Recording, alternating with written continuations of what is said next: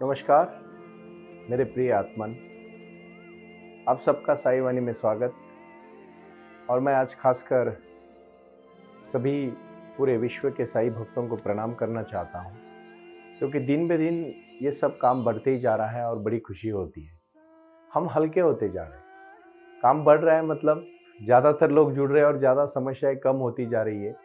प्रश्न तो वही के वही थे पहले, बट अभी बहुत सारे प्रश्न कम होने लगे हैं और उनके उत्तर उनको खुद को ही मिल रहे हैं। मैं इतना ही कहना चाहता हूँ कि ये जो ध्यान धारणा है, ये ऐसी साधना है, ऐसी शक्ति है, ऐसा अभ्यास है जिसको लगातार करने से आपको फल मिलता है। लेकिन वो लगातार करने का जो धैर्य होता है, खासकर साई वाणी का लक्ष्य ही यही है कि लोगों के जीवन में सकारात्मक बदलाव आना।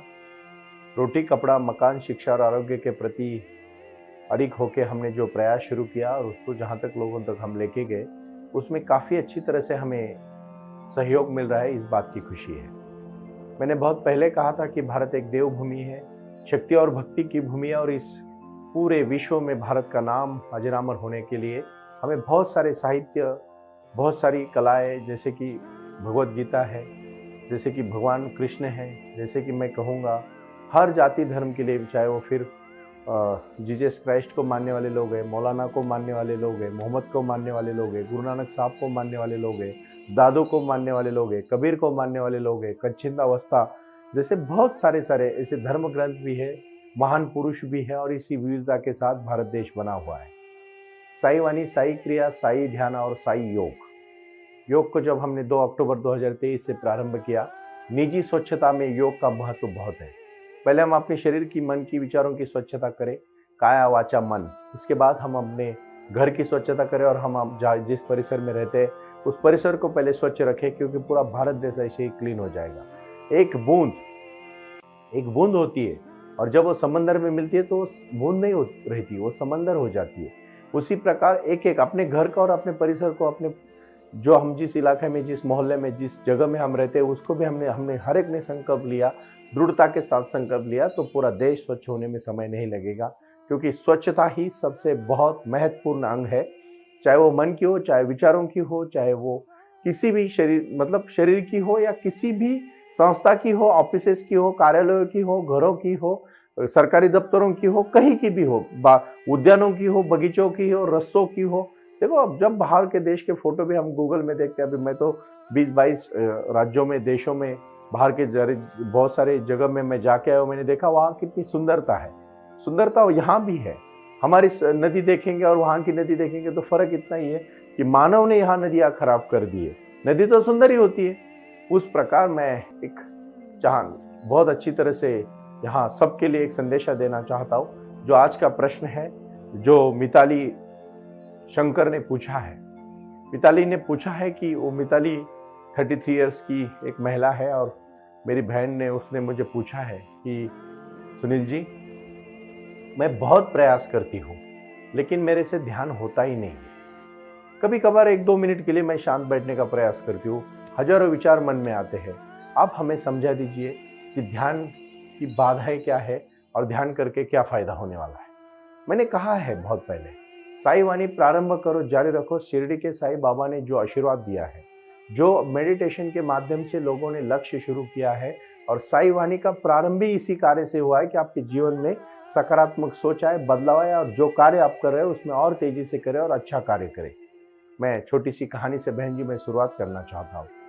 कहानी बड़ी प्रीतिपूर्ण है। कहानी एक अंधे आदमी की है, और वो अंधा आदमी एक राजा के एक दरबार में जाता है और उसको सजा दी जाती है। कुछ उसने गुनाह किया होता है, और वो सजा उसकी ये होती है कि उसके पास, राजा के पास एक महल होता है बहुत बड़ा, और उसमें 1000 दरवाजे होते हैं, और हर दरवाजे के बाहर ऑल होती है, लेकिन एक ही 999 दरवाजे के सामने ऑल होती है, भिंत होती है।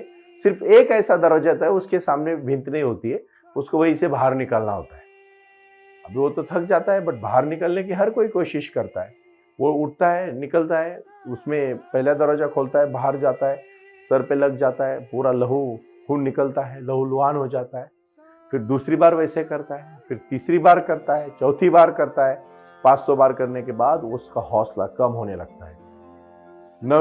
900 टाइम 999 बार के समय में 900 टाइम वो करता है। 900 टाइम के बाद एक समय ऐसा आता है कि उसको लगता है अभी दरवाजा मैंने खोला है, बाकी आगे धड़कने से तो क्या सर को ही लगने वाला है और खून ही निकलने वाला है, तो इससे ऐसा करता है कि फिर से दरवाजा बंद करके दूसरे दरवाजे की तरफ चला जाता है। कहानी है, बट समझ लीजिएगा उस समय ही वो जो दरवाजा उसने जो टाला, जो समझा कि अभी मैं थक गया हूं, मुझे लगने वाला है, मुझे सर को लगेगा, फिर से खून आएगा, और वो थक चुका है, मन से हार चुका है। ध्यान करने वाले लोगों का यही समस्या होती है कि वो मन से बहुत बार हार जाते हैं, प्रयास ही ठीक से करते हैं। बराबर है, आप आंधे हैं, आपको ध्यान पता नहीं है। जिस दिन ध्यान पता चलेगा, मैं लिख के देता हूं आपको, आपका लक्ष्य और आपकी विचारधारा उसी के प्रति चलेगी, आपकी पूरी शक्ति उसी कार्य पे लगेगी और आप महान कार्य करने लायक बनोगे, काबिल बनोगे, वरना कुछ नहीं कर पाओगे। रोजमर्रा की जिंदगी में जियोगे, सुबह तक शाम तक वो ऊर्जा खर्च करोगे, दूसरे दिन रात को खा पी के सो जाओगे, दूसरे दिन उठोगे, फिर वही करोगे। यही करते करते जिंदगी खत्म हो जाएगी, कुछ बड़ा काम नहीं होगा। इसीलिए 125 करोड़ का देश है। एक अलग तबाक की बात है, 140 करोड़ तक हम अभी पहुंच गए। लेकिन मुझे बताओ ना, कितने बार हमें ओलंपिक के गोल्ड मेडल मिले? मैं नहीं चाहता कि किसी से कंपटीशन करो, बट खुद को तो प्रूव करो। किसी से कंपटीशन करने की आपको जरूरत नहीं, सिवाय आपकी। आपका आज का गुरु मंत्र है, आप सिर्फ अपने से कंपटीशन करो। किसी ने कितना ज्ञान प्राप्त किया, इससे आपको क्या फर्क पड़ता है? एक प्रयोग जो मैं अभी कहा, ये क्यों कह रहा हूं कि जब उसने 900 दरवाजे खोले, 901 दरवाजे के बाहर दरवाजा वॉल नहीं थी, भिंत नहीं थी, वो खुल के दीवार नहीं थी, वो खुल के बाहर जा सकता था, लेकिन उसने वहां जो थोड़ा सा उसको थकाना ही निगेटिव माइंड में चला गया, और निगेटिव माइंड में चलने के बाद वापस आया और फिर से उसने 999 दरवाजे के 1000 दरवाजे के चक्कर काटने पड़े। यही तो मैं चाहता हूं कि भाई और बहनों, आप यही मत करो। जब दरवाजा, हर समय प्रयास करो, उठ के एक दिन निकालो, 1 घंटा, एक समय में, एक 24 घंटे में 1 घंटा निकालना, एक 60 मिनट्स निकालना बड़ी बात नहीं है। और इसीलिए मैं चाहता हूं कि ये साई योग का भी प्रयोग है, क्योंकि ये सब क्रियाएं बढ़ती जा रही है, क्योंकि ये सब गुल मिला के अभी 80 मिनट्स तक जाने वाली है सब काम। अगर आप ठीक से 80 मिनट्स मतलब 1 मिनट, 1 घंटा 20 मिनट में लेना चाहूंगा, क्योंकि 20 मिनट मैंने अभी योग के बढ़ाए हैं, क्योंकि हर सूर्य नमस्कार से लेके अलग अलग आसने के प्रति मैं 2 तारीख से मैं शुरुआत करने वाला हूं। आगे जाके हम उसको प्रयास करेंगे, लेकिन प्रारंभ करो और जारी रखो को ये नारा जारी रहेगा। साई वाणी घर घर तक पहुंच रही, इस बात की खुशी है। और ई कॉमर्स के माध्यम से मैंने हजारों करोड़ों लोगों को व्यापार और उद्यम, उनकी कला को, सेवा को संधि देने का भी प्रयास किया। इंडियन चैंबर ऑफ एजुकेशन के माध्यम से उनको काउंसलिंग हो रहा है और बहुत सारे बच्चे अपने लक्ष्य के लिए प्रति दौड़ रहे, इसी बात की खुशी है। लेकिन आज का जो महत्वपूर्ण विषय है, जो मेरे बहन ने पूछा है कि ध्यान की बाधाएं क्या क्या है।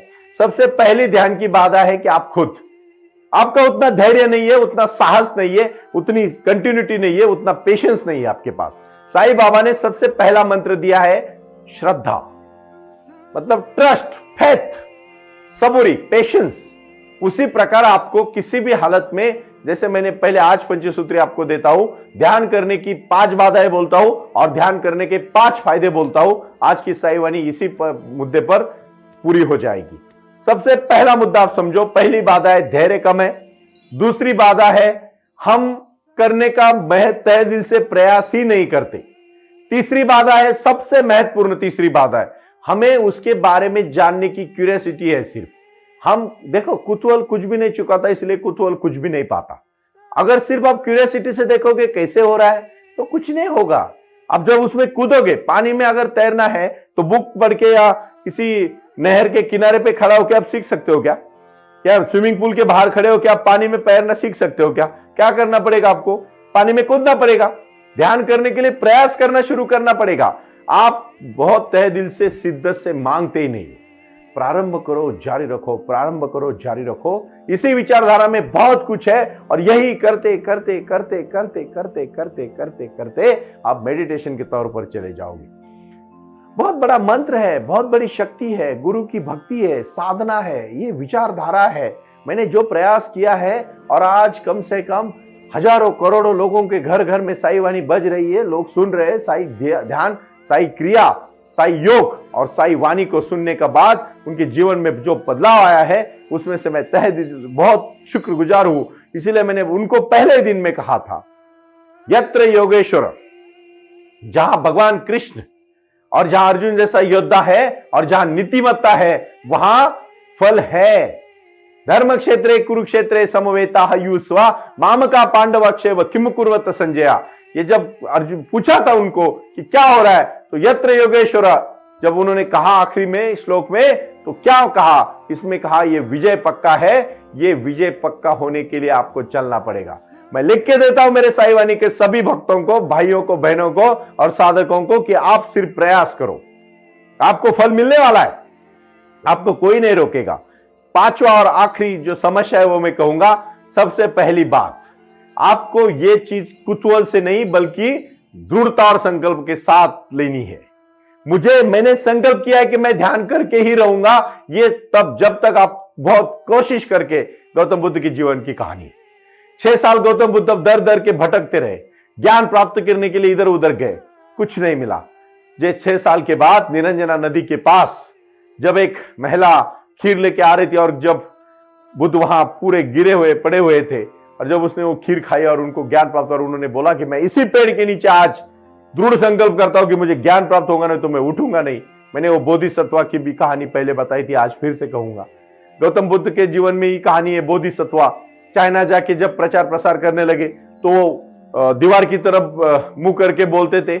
8 साल हो गए, बोधिसत्वा ने कभी पीछे मुड़ के 2 घंटा जो भी लोगों को संबोधित करते थे, शिष्यों को संबोधित करते थे, नहीं किया। लेकिन 8 साल के बाद महापात्र आया और उन्होंने कहा, मैं मेरा हाथ तोड़ के आपके सामने रखता हूं और नहीं आप पीछे मुड़िए, मेरे तरफ देख के बोलिए, नहीं तो मैं गला काट के रखूंगा। बोधिसत्वा कहता है, मैं तेरा ही इंतजार कर रहा था। कहानी का मतलब ठीक से समझो। जब तक आप ईगरली ये सब चीजों को खुद को बदलने का प्रयास आपको खुद को अंदर से करना है। और मैं लिख के देता हूं कहानी के साथ, जब मैं कहता हूं तो आप इसका मतलब समझिए कि आपको खुद को बदलना है। कोई नहीं बदलेगा, कोई दूसरा आपको बदल नहीं सकता, कोई किसी की जरूरत भी नहीं है। आपको सिर्फ खुद को तय करना है कि मैं कैसे बदलूंगा। और याद रखना भाई और बहनों, आपको बदलने में कोई समय नहीं लगेगा जब आप ठान लोगे। अभी ये हो गई 5 समस्याएं। अभी फायदे आप समझिए। सबसे पहला फायदा, छोटी छोटी समस्याएं निकल जाएंगी। दूसरा फायदा, मन स्थिर होने के बाद आपके हाथ से क्रिएटिव काम होगा। तीसरा फायदा, सबसे महत्वपूर्ण, आप फिजिकली, मेंटली, इमोशनली हल्का और फिट महसूस करोगे, फ्रेश महसूस करोगे। चौथा, सबसे महत्वपूर्ण पॉइंट है, आप अपने जीवन के लक्ष्य के बहुत करीब जाओगे। और किसके लिए आप जन्मे हो, आपका क्या लक्ष्य है। और आपके, बोलते हैं ना, चंदन के पेड़ को खुशबू खूब अंदर से आती है, उसको बताना नहीं पड़ता कि उसकी खुशबू आ रही है। उसी प्रकार आपके जीवन में आपके सब रिलेशन अच्छे हो जाएंगे, लोग आपको मिलने के लिए तरस जाएंगे, खुश हो जाएंगे, और आपका एक दोस्ती का एक ऐसा उनके साथ माहौल बनेगा। इसी सबसे चौथे महत्वपूर्ण बात की है कि हमारे जीवन के रोजमर्रा की जिंदगी की बहुत सारी समस्याएं निकल जाएगी। और 5 और आखिरी फायदा मैं दिल से कहना चाहता हूं, आपको सही जीने का मकसद मिल जाएगा। अगर कोई दुखी है, जिसको कोई एंजाइटी है, जिसको कोई, बहुत सारे लोग को अटैक आते हैं, कौन से अटैक, जो पैनिक अटैक, जो बहुत घबरा जाते हैं, एंजाइटी होती है, बहुत डर लगता है, वो सब निकल जाएगा। मानसिक तौर पर मैं कहता हूं, मन जिसका मजबूत होगा। देखो ये बात समझिए ठीक से, मैं पूरी तरह से जीवन बदलने का प्रयास क्यों कर रहा हूं। अब जब मेरे सेमिनार में लोग आते हैं तो मैं सबको कहता हूं, खासकर मैं अभी हर जगह पे पर्सनली जा रहा हूं और लोगों से जुड़ रहा हूं, तो मैं लोगों की समस्या देखता हूं। जब 1-2 महीने होने के बाद, सुनील जी हमें बहुत अच्छा लगने लगा है, हम मेडिटेशन करते हैं क्योंकि हमें अच्छा लगने लगा है। जो लोग बहुत परेशान थे, उनकी परेशानियां कम हो चुकी है। 5 और आखिरी फायदा मैं कहूंगा, अब ठीक से समझिएगा कि भगवान की पूजा हम क्यों करते, क्यों, कौन से भगवान की हम प्रार्थना करते कि हमारा अच्छा हो। लेकिन आप बिना कुछ किए आपका अच्छा कैसे होगा। आपको अच्छा करने के लिए और होने के लिए भी कुछ करना पड़ेगा ना। तो ये करो, कोई कर्मकांड की जरूरत नहीं है। मैं किसी के ऊपर एलिगेशन नहीं कर रहा हूं, ना किसी का नाम लेके बोल रहा हूं, लेकिन याद रखना आप खुद भगवान हैं। और अप दीप भव, साईं बाबा का आशीर्वाद देके आप बोलोगे फिर साईं बाबा का आशीर्वाद क्यों चाहिए, चाहिए क्योंकि एक जगह पे आपका मन स्थिर होगा और उसी स्थिरता के साथ आप अपने जीवन में वो ऊर्जा पाओगे जो साईं बाबा अपने भक्तों को देती है। और यही साईं वाणी की शक्ति है। भक्ति और शक्ति के साथ जुड़ के हमें जीवन में क्रांति करनी है, क्योंकि क्रांति एक दिन में नहीं होती, लेकिन एक दिन जरूर होती है। इस बात को मैं तहे दिल से कहूंगा। इसीलिए महान विचारों के साथ जुड़ने से पहले अपने विचार महान करें, खुद महान बनने का प्रयास करें। आप बताए मत आप महान है, आपके आचरण से, आपके व्यवहार से, आपके बातों से, आपके विचारों से, आपके कार्य से और आपने जो ज्ञान प्राप्त किया है उसको समाज में लाने तक का जो आपने प्रयास किया है, उसमें समाज के लिए जो आपने सेवा की है, लोगों की जो सेवा की है, उनके रोजमर्रा की जिंदगी में जो आपने बदलाव लाया है, वो सब विषय में आपके जीवन में क्रांति होगी। क्योंकि आखिरी में मैं कहूंगा, खुद के लिए जियोगे भाइयों तो खत्म हो जाओगे, लेकिन दूसरों के लिए जियोगे तो याद रखना, जिंदगी भर नहीं 100 पीढ़ियां तक याद रखोगे। क्योंकि जो दूसरों के लिए जिया है उसी का ही नाम आज अमर हुआ है, वरना बाकी लोगों को तो लोग यूं ही भूल जाते हैं। इसीलिए प्रारंभ करो और जारी रखो। यही आज के साई वाणी का संदेश है। प्रणाम। ओम साई राम। प्रारंभ करो, जारी रखो। इसी विचारधारा से साई वाणी का प्रारंभ हुआ। शिरडी के साई बाबा का आशीर्वाद पाके खुद अपने जीवन में एडवोकेट डॉक्टर सुनील नाना साहेब करपे जी ने साई वाणी के इस कार्यक्रम को प्रारंभ करते हुए 21वीं सदी को सही में साई बाबा के आशीर्वाद से लोगों के जीवन में बदलाव एवं खुशियां लाने के लिए साई वाणी का प्रारंभ किया। लगातार लोग साई वाणी को सुनते आ रहे हैं। साई कृपा जो साई ध्यान से जुड़ी हुई है, क्योंकि मेडिटेशन ही एक ऐसी शक्ति है जो जीवन में क्रांति ला सकती है, बदलाव ला सकती है और खुशियां दे सकती है। लेकिन उसके लिए प्राणायाम बहुत महत्वपूर्ण है और अपने संकल्प के प्रति अडिग रहकर उन्होंने प्राणायाम की श्रृंखला को अपनी शक्ति से जोड़ा और उसको साई क्रिया के माध्यम से साई ध्यान के प्रति वो लगातार लेके चले गए। इन सब क्षेत्रों के लिए एक ऐसा परिक्षेत्र होना चाहिए जहां लोग आए और रुके। शिरडी में साई बाबा के समाधि के आशीर्वाद के बाद उनको ज्ञान और ध्यान दोनों की शक्ति देने का प्रयास किया जा रहा है। इसीलिए साईं बाबा की 65 फुट हिंदुस्तान की सबसे बड़ी प्रतिमा बनाकर वहां बाबा का मेडिटेशन सेंटर खोला गया है। साई आंगन इस नाम से यह जाना जाता है। देऊळगाव गाड़ा, तालुका दौंड, जिला पुणे, यहाँ साई आंगन की और बारामती क्षेत्र में साई आंगन में इसी क्षेत्र की निर्मित करते हुए उन्होंने यहाँ निजी व्यवस्था के साथ बच्चों के लिए गुरुकुल सिस्टम का इंग्लिश माध्यम का स्कूल, जहाँ बच्चे पढ़े और जहाँ बच्चे गुरुकुल में रहकर गुरुकुल के माध्यम से गुरुर ब्रह्मा गुरुर विष्णु गुरुर देवो महेश्वरा गुरु साक्षात परब्रह्म तस्मै श्री गुरुवे नमः इसका ज्ञान ले पाएं।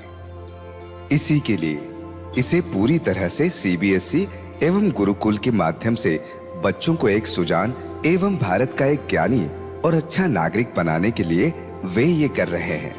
उसी के साथ हेल्थ इज वेल्थ कहते हैं कि शरीर ही सबसे महत्वपूर्ण संपदा है और उस संपदा को आयुर्वेदा के माध्यम से लोगों को जोड़ना चाहिए। इसीलिए उन्होंने यहाँ साई वाणी आयुर्वेदा हॉस्पिटल की भी निर्मित की है और उस कार्य के लिए वो पूरी तरह जुड़ चुके हैं।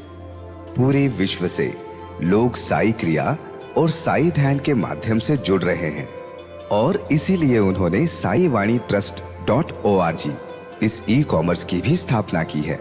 इस ई कॉमर्स के माध्यम से हजारों करोड़ों भाई बहन को उन्होंने व्यापार करने के लिए प्लेटफॉर्म दिया। उनकी कला, उनकी क्षमता, उनका ज्ञान लोगों तक पहुंचाने के लिए साई वाणी trust.org बहुत बड़े लेवल पर महत्वपूर्ण प्रयास कर रहा है। इसीलिए यहाँ आए। ये बाबा की नगरी है। यहाँ बाबा का विज्ञान, बाबा का आशीर्वाद एडवोकेट डॉक्टर सुनील नाना साहेब करपे जी के साथ लोगों तक पहुंच रहा है। हमसे जुड़े रहने के लिए आज ही साई वाणी के ऑफिशियल यूट्यूब चैनल को सब्सक्राइब करें या अधिक जानकारी के लिए संपर्क करें 9604050607। ओम साई राम। प्रारंभ करो, जारी रखो।